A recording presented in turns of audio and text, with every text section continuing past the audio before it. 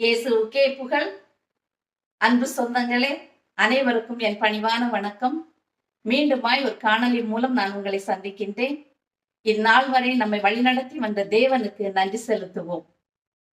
இந்த சேனலை சப்ஸ்கிரைப் பண்ண ஒவ்வொரு சப்ஸ்கிரைபருக்கும், வியூ பண்ணக்கூடிய வியூவர்ஸுக்கும் என் பணிவான நன்றியை செலுத்துகின்றேன். காணொலியை ஸ்கிப் பண்ணாம கடைசி வரைக்கும் பாருங்க. உங்கள் வீட்டாருக்கும், உங்களுக்கும், உங்கள் சுற்றத்தாருக்கும் தேவையான அனைத்து ஆசிரியரையும் பெற்று செல்லுங்கள். தெரியாத ஊருக்கு, இல்லாத ஊருக்கு யாருக்கிட்டையாவது வழி கேட்டா சொல்லுவாங்களா? சொல்ல மாட்டாங்க, உதைப்பாங்க. ஆனா ஊர் இருக்குது, வழி தெரியாது. தெரியாத வழிக்கு ஒருத்தட்ட வழி கேட்கும் போது நமக்கு வழி சொல்லி கொடுப்பாங்க. இப்படி போங்க, அந்த ஊருக்கு போய் நீங்க போய் சேர்ந்துடலாம் அப்படின்ட்டு. சோ ஊருக்கு செல்லக்கூடிய வழியை நமக்கு சொல்லி கொடுக்கக்கூடிய அந்த உதவி செய்யக்கூடிய மனிதருக்கு நாம் திருப்பி என்ன செய்வோம்? நன்றி சொல்லிட்டு போயிட்டே இருப்போம். சாதாரண மனிதனுக்கே நன்றி சொல்லும் நாம் இவ்வளவு நாட்களாக நம்மை வழி நடத்தி வந்த நம்முடைய தேவனுக்கு நன்றி சொல்லணுமா வேண்டாமா? அதற்காக தான் நான் இந்த காணொலியை உங்களுக்கு பிரசன்ட் பண்றேன். உங்களையும் என்னையும் படைத்த கடவுளுக்கு மனிதர்களாகிய நாம் நன்றி சொல்வது கட்டாயம். அது நம்மளுடைய கடமை. இது நான் சொல்லலைங்க, ஆண்டவரே சொல்லி இருக்கிறாரு. எங்க தெரியுமா? லூக்கா நற்செய்தி அதிகாரம் 17 இயேசு கிறிஸ்து நடந்து சென்று கொண்டிருக்கும் போது அவர் 10 தொழுநோயாளிகளை பார்க்கிறார். அந்த 10 பேருமே அவரிடம் தங்களை குணப்படுத்த வேண்டும் என்று மன்றாடுகின்றார்கள். இயேசுநாதரும் அவர்களை குணப்படுத்துகின்றார். குணப்படுத்திய பின்னர் எத்தனை பேர் அவருக்கு திரும்பி வர்றாங்க? 10 பேர்ல 9 பேரை காணும். ஒரே ஒரு ஆளு திரும்பி வந்து அவருக்கு நன்றி சொல்கின்றார். அந்த ஒரு ஆள் நன்றி சொல்லும் போது இயேசு என்ன சொன்னார்? நான் 10 பேரை குணமாக்கினேனே, மற்ற 9 பேர் எங்க? அவங்களுக்கு நோய் குணமாகவில்லையா? இந்த வேற்று ஜாதியான நீ வந்து எனக்கு நன்றி சொல்ற அப்படின்னு சொன்னாரா இல்லையா? ஆமா. அதனால மனிதர்களாக பிறந்த நாம் ஒவ்வொருவருமே இறைவன் செய்த செயல்களை நினைத்து, அவருடைய பிரசங்கத்தை நினைத்து, அவருடைய அன்பையும் ஆதரவையும் நினைத்து நாம் அவருக்கு நன்றி சொல்ல கடமைப்பட்டிருக்கிறோம். அவர் நமக்கு ஆற்றலும், மீட்பும், உயிரும், வழியும், ஒளியுமாக இருக்கின்றார். சோ அதற்காக நாம் கடவுளுக்கு நன்றி செலுத்துவோம். திருப்பாடல் 118 1 முதல் 4 எடுத்து பார்ப்போம். ஏன் கடவுளுக்கு நாம் நன்றி சொல்ல வேண்டும் என்று. ஆண்டவருக்கு நன்றி செலுத்துங்கள், ஏனெனில் அவர் நல்லவர், என்றென்றும் உள்ளது அவரது பேரன்பு. என்றென்றும் உள்ளது அவரது பேரன்பு என இஸ்ராயல் மக்கள் சாற்றுவார்களாக. என்றென்றும் உள்ளது அவரது பேரன்பு என ஆரோனின் குடும்பத்தார் சாற்றுவார்களாக. என்றென்றும் உள்ளது அவரது பேரன்பு என ஆண்டவருக்கு அஞ்சுவோர் அனைவரும் சாற்றுவார்களாக. எவ்வளவு அருமையான ஒரு வசனங்கள்! இந்த இறை வார்த்தை மூலம் எதுக்காக நம் கடவுளுக்கு நன்றி செலுத்தணும்னு கடவுள் நமக்கு சொல்றாரு? அவருடைய பேரன்பு. மனிதனை இந்த உலகத்தில் படைத்ததே அவருடைய பேரன்பு.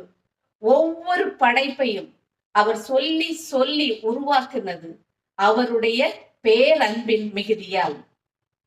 சோ இந்த காலகட்டத்துல நாமும் அவருக்கு நன்றி செலுத்த கடமைப்பட்டிருக்கிறோம். கடந்து வந்த பாதையை ஒரு முறை திரும்பி பாருங்க. நாம் கடந்து வந்த பாதை கரடு முரடான பாதை, முள்ளும் கல்லும் நிறைந்த பாதை, துன்பமும் துயரமும் நிறைந்த பாதை. துன்பமும் துயரமும் நிறைந்திருந்தாலும் அதிலும் கடவுளுடைய பாசமும், அன்பும், அரவணைப்பும், பாதுகாப்பும் நமக்கு இருந்தது. சோ துன்பத்தோடு மட்டும் இல்ல, துயரத்தோடு மட்டும் நாம் கடந்து வரவில்லை, இன்பமும் நாம் அனுபவித்தோம். சந்தோஷமா இருந்த நாட்களும் உண்டு, தூக்கப்பட்ட நாட்களும் உண்டு. சோ எல்லாவற்றுக்கும் சேர்த்து இந்த நேரத்தில் நாம் கடவுளுக்கு நன்றி செலுத்த வேண்டும். திருப்பாடல் 136 இது முழுவதுமாக கடவுளுக்கு நன்றி செலுத்தக்கூடிய ஒரு திருப்பாடலா இருக்குது. ஒவ்வொரு வரியில கடவுள் செய்த ஒவ்வொரு செயல்களையும் நினைத்து பாடலாசிரியர் கடவுளுக்கு நன்றி செலுத்துகிறார். நாமும் நம்முடைய வாழ்க்கையில் இந்த ஆண்டு முழுவதுமாக நம்ம வழி நடத்திய தேவனுக்கு நன்றி செலுத்துவோம். திருப்பாடல் 136 இறை வார்த்தைகள் 1 முதல் 4. ஆண்டவருக்கு நன்றி செலுத்துங்கள், ஏனெனில் அவர் நல்லவர், என்றென்றும் உள்ளது அவரது பேரன்பு. தெய்வங்களின் இறைவனுக்கு நன்றி செலுத்துங்கள், என்றும் உள்ளது அவரது பேரன்பு. தலைவர்களின் தலைவருக்கு நன்றி செலுத்துங்கள், என்றும் உள்ளது அவரது பேரன்பு. தாம் ஒருவராய் அரும்பெரும் செயல்களை புரிபவருக்கு நன்றி செலுத்துங்கள், என்றும் உள்ளது அவரது பேரன்பு.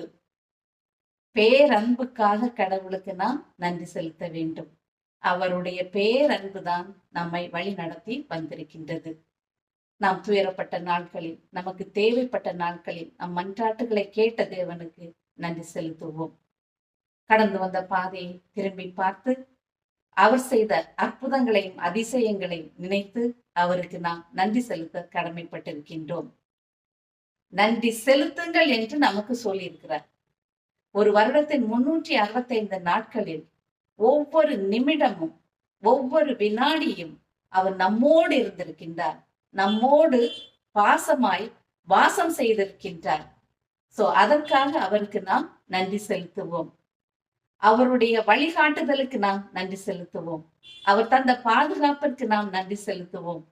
நோய் நொடியிலிருந்து நம்மை பாதுகாத்ததற்காக அவருக்கு நன்றி செலுத்துவோம். எல்லா தீமையிலும் இக்கட்டுகளிலும் இருந்து நம்மை காப்பாற்றியதற்காக கடவுளுக்கு நாம் நன்றி செலுத்துவோம். இயற்கையின் பேரிடர்களில் இருந்து நம்மை காப்பாற்றிய தேவனுக்கு நாம் நன்றி செலுத்துவோம். உண்ண உணவும், உடுக்க உடையும், இருக்க இருப்பிடமும், குடிக்க தண்ணீரும் தந்து, உயிரும் தந்து நம்மை வழிநடத்தின தேவனுக்கு நாம் நன்றி செலுத்துவோம். நன்றி செலுத்துவது முக்கியமா இல்லையா? ரொம்ப ரொம்ப முக்கியம். நாம் கடவுளுக்கு நன்றி சொல்வதோடு நிறுத்தி விடாமல் நாம் அவரிடம் மனவருந்தி மன்னிப்பு கேட்க வேண்டிய காலகட்டத்திலும் நாம் இருக்கின்றோம். இத்தனை நாட்களாக நம்ம வழி நடத்தி வந்த தேவனுக்கு நாம் செய்த பாவங்கள், துரோகங்கள் எவ்வளவு வேதனையை அளித்திருக்கும். நமக்காகத்தானே கடவுள் இந்த உலகத்திற்கு மனிதனாக வந்தார். நமக்காகத்தானே சிலுவை சுமந்து பாடுபட்டு சிலுவையிலேயே கல்வனை போல அவர் ஒரு சிலுவை மரணத்தை ஏற்றுக்கொண்டார். இந்த நாட்கள்ல அவருக்கு நாம் நன்றி சொல்லும் போது நாம் செய்த ஒவ்வொரு பாவங்களை நினைத்து அவரிடம் மனம் வருந்தி மன்னிப்பு கேட்போம். திருப்பாடல் 51 இந்த மனமாற்றத்து நிகழ்ச்சிக்காக எழுதப்பட்ட ஒரு திருப்பாடல்.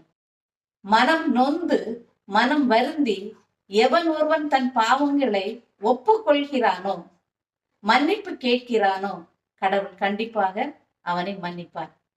நாமும் நம் பாவங்களுக்கு ஆண்டவரிடம் மன்னிப்பு வேண்டுவோம். மன்னிப்பு வேண்டும் போது இந்த வார்த்தைகளை சேர்த்து சொல்வோம். கடவுளே, தூயதோர் உள்ளத்தை என்னுள்ளே படைத்தருளும், உறுதி தரும் ஆவியை, புதுப்பிக்கும் ஆவியை என்னுள்ளே படைத்தருளும். உமது முன்னிலையில் இருந்து என்னை தள்ளி விடாதேயும், உமது தூய ஆவியை என்னிடமிருந்து எடுத்து விடாதேயும். கேட்போம், தூய ஆவியுடைய அருளை கேட்போம். என தூய ஆவி நமக்கு மிக மிக முக்கியம். இந்த காலகட்டங்களில் தூய ஆவின் அருளும் ஆசீரும் இருந்தால் நமக்கு பாவ மன்னிப்பு கிடைக்கும். இந்த ஆண்டின் இறுதி நாளில் நாம் ஆலயத்துக்கு செல்லும் போது மனம் திருந்தியவர்களாய், மனம் நொந்து வேதனைப்பட்டு கடவுளுடைய பாவ மன்னிப்பு பெற்றவர்களாய் நன்றி செலுத்தும் ஒரு பலியை நாம் அவருக்கு ஒப்பு கொடுப்போம். ஒரு ஜெபம் சொல்லிடலாமா? வாங்க. அதற்கு முன்பு சப்ஸ்கிரைப் பண்ணாத சகோதர சகோதரிகளை தயவு செய்து சப்ஸ்கிரைப் பண்ணுங்க, லைக் பண்ணுங்க, ஷேர் பண்ணுங்க. உங்களுடைய வேல்யூபிள் கமெண்ட்ஸை கமெண்ட் பாக்ஸ்ல பதிவு பண்ணுங்க. விண்ணையும் மண்ணை உண்டாக்கி என் கடவுளாகி ஆண்டவரே, உமது வல்லமை உள்ள திருநாமத்தை வாழ்த்தி போற்றி உம்மை ஆராதித்து வணங்கி உமக்கு நன்றி செலுத்துகின்றோம் அப்பா. இந்த நிமிடங்களில் தானே தேவன் எங்களோடு இருந்து உமது வார்த்தைகளை கேட்க எங்களுக்கு சித்தம் செய்ததற்காக உமக்கு நன்றி செலுத்துகின்றோம் அப்பா. இந்த ஆண்டு முழுவதுமாய் ஒவ்வொரு நாளும், ஒவ்வொரு நிமிடமும், ஒவ்வொரு வினாடியும் நீர் எங்களோடு இருந்து எங்களை வழி நடத்தி எங்களை பாதுகாத்ததற்காக உமக்கு நன்றி செலுத்துகின்றோம் தகப்பனே. நெருக்கடி வேளையில் நாங்கள் உம்மை நோக்கி மன்றாடிய போது நீர் எங்கள் மன்றாட்டுகளை கேட்டதற்காக உமக்கு நன்றி கூறுகின்றோம் அப்பா. இந்நேரத்தில் தானே தேவன் எங்களுக்கு செய்த நன்மைகளை நினைத்து நன்றி கூறுவதோ, நாங்கள் செய்த பாவங்களுக்காக உம்மிடம் மனமருந்தி மன்னிப்பு கேட்கின்றோம். தெரிந்தும் தெரியாமலும் எங்களுக்கு எதிராகவும் உமக்கு எதிராகவும் எங்களை சுற்றியிருப்போருக்கு எதிராகவும் நாங்கள் செய்த பாவங்களுக்காக மன்னிப்பு கேட்கின்றோம். மீட்பளிக்கும் வல்லமை புரிந்த கர்த்தாவே, எங்கள் பாவங்களை மன்னித்தருளும் அப்பா. தூய உள்ளத்தோடும் ஆலயத்திற்கு நாங்கள் வர எங்களுக்கு உதவி செய்யும். எங்கள் பாவங்கள் கழுவப்பட்ட ஒரு நிச்சயத்தை எங்களுக்கு தருவதற்காக நன்றிக்காக நன்றி உணர்வோடு உம் திரு ஆலயம் வர எங்களுக்கு உதவி செய்யும் அப்பா. தேவனே, இந்நாள் முழுவதுமாய் எங்களோடு நீர் இருந்தீர் அப்பா. எங்கள் வேதனைகளை நீர் எடுத்துக்கொண்டீர் அப்பா. எங்களது சந்தோஷத்தை மிகுதிப்படுத்தினீர் அப்பா. அதற்காக உமக்கு நன்றி செலுத்துகின்றோம். இன்று முதல் என்றுமே உமக்கு பிரமாணிக்கம் உள்ள மக்களாக நாங்கள் வாழ மது தூய ஆவியின் அருளையும் ஆற்றலையும் எங்களுக்கு தாரும் ஐயா. இந்த நேரத்தில் தானே ஒவ்வொருவரையும் தேவன் தொட்டு ஆசீர்வதியும் அப்பா.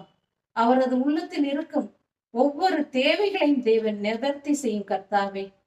புத்துயிர் பெற்றவர்களாய் புது வாழ்வு பெற்றவர்களாய் நாங்கள் நன்றி திருப்பலி செல்ல எங்களுக்கு உதவி செய்யும். இயேசுவின் திருநாமத்தில் ஜெபிக்கிறோம். எங்கள் ஜெபம் கேளும் ஜீவன் உள்ள நல்ல பிதாவே, ஆமீன். இயேசுவுக்கே புகழ், இயேசுவுக்கே நன்றி. மரியே வாழ்க. God bless you.